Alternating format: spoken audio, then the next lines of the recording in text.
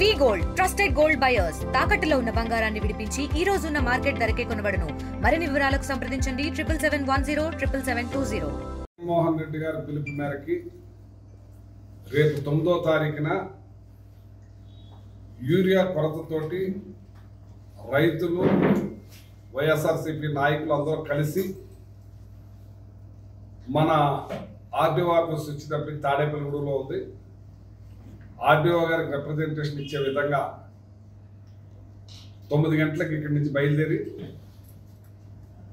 10:30కి representation ఇచ్చే కార్యక్రమంలో పాల్గొని ఈ రాష్ట్రంలో జరుగుతున్న యూరియా కొరత, ప్రత్యేకంగా మన నియోజకవర్గంలో యూరియా కొరతతోటి రైతులు అల్లాడిపోతూ ఉంటే మండల హెడ్ క్వార్టర్స్లో లైన్లో నుంచి చాలా ఇబ్బందులు పడుతూ ఉన్నారు. ఈ ప్రభుత్వం వచ్చిన కాడి నుంచి కూడా నిమ్మకు నీరెత్తినట్టు రైతుల విషయంలో ఏ మాత్రం కూడా పట్టించుకోకుండా అలసత్వంతో పంట పండితే ఏంటి పండకపోతే ఏంటి అనే ఉద్దేశం మీద ఈ ప్రభుత్వం ఉంది.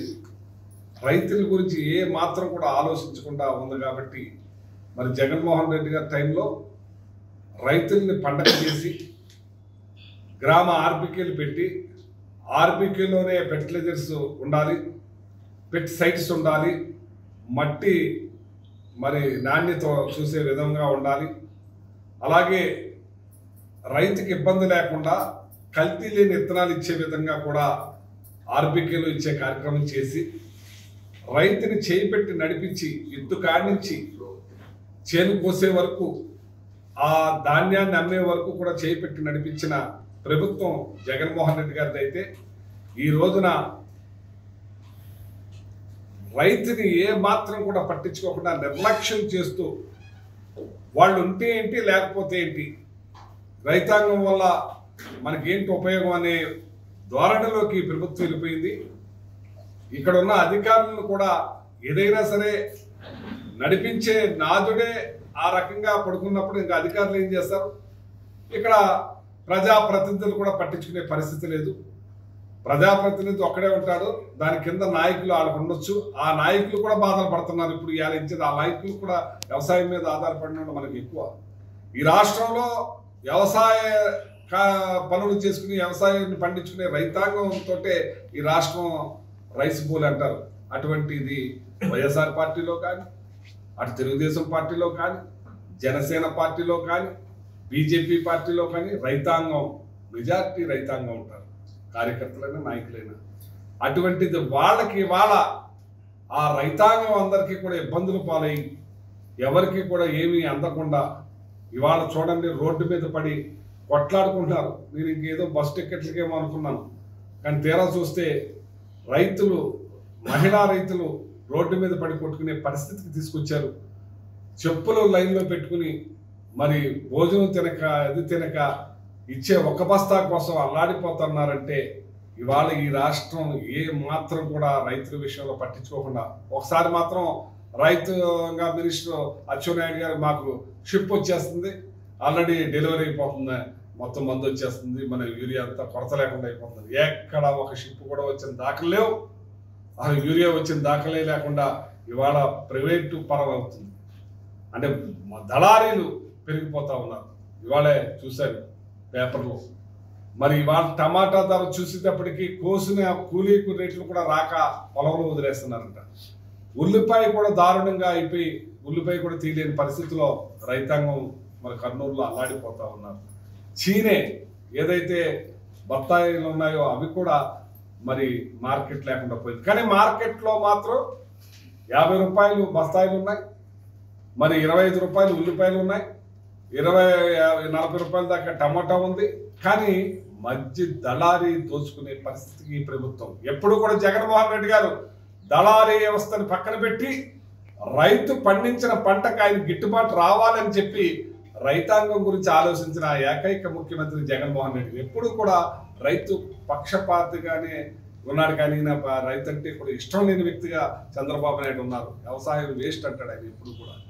అటువంటిది ఎలా రాజశేఖర రెడ్డి గారు కానీ జగన్మోహన్ రెడ్డి గారు కానీ వ్యవసాయం పండగను చేసింది వాళ్ళిద్దరే అని చెప్పి సందర్భంగా తెలియజేస్తున్నాను. క్రాప్ ఇన్సూరెన్స్ కట్టి సొంత డబ్బులతో మన సొంత ప్రభుత్వ డబ్బులతోటి మరి వాళ్ళకి ఇన్సూరెన్స్ ఇచ్చేలా చేసిన ఘనత జగన్మోహన్ రెడ్డి ఇవాళ అది గాలికి ఎత్తేసారు. ఇవాళ ఏదైతే ఇన్పుట్ సబ్సిడీ ఉందో చాలా చోట్ల వరి చేలు దెబ్బతిన్నాయి. వాళ్ళకి ఇమ్మీడియట్లీ మరి ఇన్వెస్ట్మెంట్ చేసి మరి వాళ్ళకి ఇన్పుట్ సబ్సిడీ వచ్చేసేలా చేసిన ప్రభుత్వం జగన్మోహన్ రెడ్డి. ఇవాళ దాని గురించి పట్టించుకునే నాదుడే లేడు. ఇవాళ రైతు అల్లాడిపోతా ఉన్నారు. రైతుకి గిట్టుబాటు ధర లేదు, పండించిన దానికి లేదు, మిర్చికి లేదు, టుబాకోకు లేదు, కోకోకు లేదు, పామాయిల్కి లేదు, ధాన్యానికి లేదు.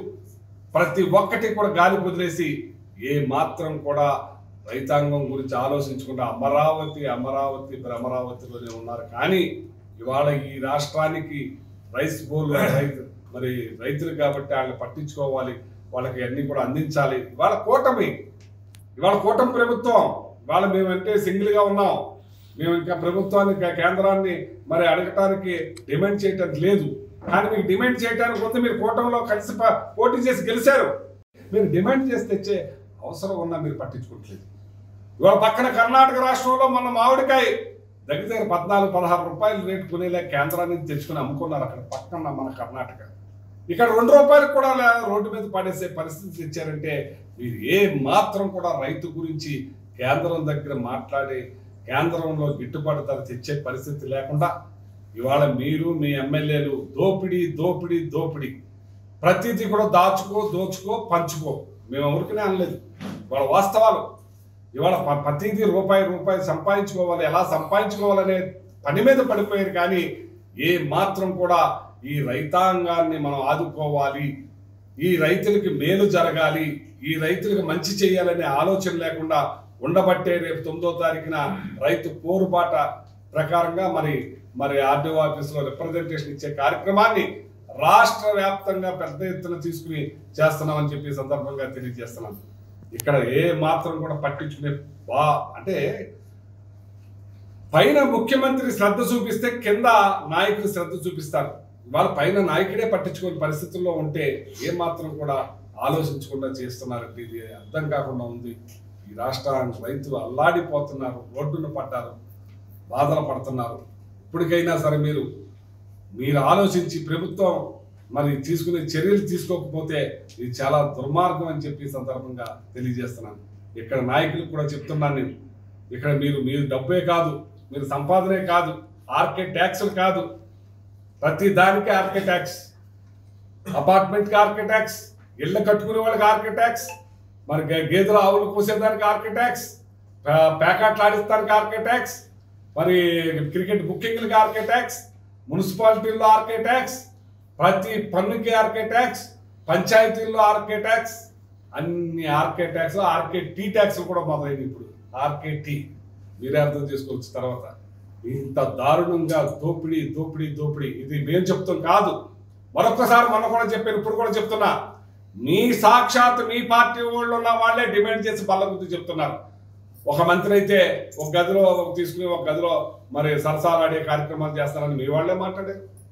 మా వాళ్ళు ఇసుక కానించి మట్టి కానించి గడ్డి కాడ చేస్తున్నారు, గడ్డి కలిసేస్తున్నారు, నన్ను సస్పెండ్ చేసినా పర్లేదని మీ నాయకులే మాట్లాడారు. నేను మాట్లాడతాం కాదు, నేను ఇంకా తక్కువ మాట్లాడాను. మీరు ఇంకా చాలా చెప్తున్నారు. 95% మీ నాయకులే. ఇంకా మీరు మర్చిపోతున్నారు కొన్ని అని చెప్తున్నారు. నేను అప్పుడే అన్నీ మాట్లాడితే ఎలాగా అని చెప్పి ఇంకా టైం ఉంది కదా అని చెప్పి ఇంకా చాలా ఉన్నాయి, అన్నీ స్టోర్ చేసి పెట్టాను. ఒక్కోటి బద్దలు కొడతానని చెప్పి సందర్భంగా తెలియజేస్తా ఉన్నాను. ఇప్పటికైనా సరే మరి రైతుల పట్ల శ్రద్ధ చూపించాలి. ఇక్కడ ఉన్న లోకల్ నాయకత్వం కూడా రైతుల పట్ల తిరిగి వాళ్ళకి డ్యామేజీని కూడా రాపిచ్చే కార్యక్రమం చేయాలి. ఇన్పుట్ సబ్సిడీ ఇప్పించాలి. ఇక్కడ ఇలా ఏదైతే వయ్యూరు ఉందో, ఏదైతే ఇరగవరంలో కాలువలు ఉన్నాయో అక్కడ డ్యామేజ్ అయిన చేతికి మరి ఇన్పుట్ సబ్సిడీ రాయించి ఇన్పుట్ సబ్సిడీ చేయాలని చెప్పి ఈ లోకల్ నాయకత్వాన్ని, లోకల్ ఎమ్మెల్యేని కూడా డిమాండ్ చేస్తున్నానని చెప్పి సందర్భంగా తెలియజేస్తున్నాను. ఇప్పటికైనా మీరు తినేది గడ్డి తినండి, కానీ రైతాంగం పట్ల కూడా మీరు శ్రద్ధ చూపించాలని చెప్పి మనసు కూర్చున్నా.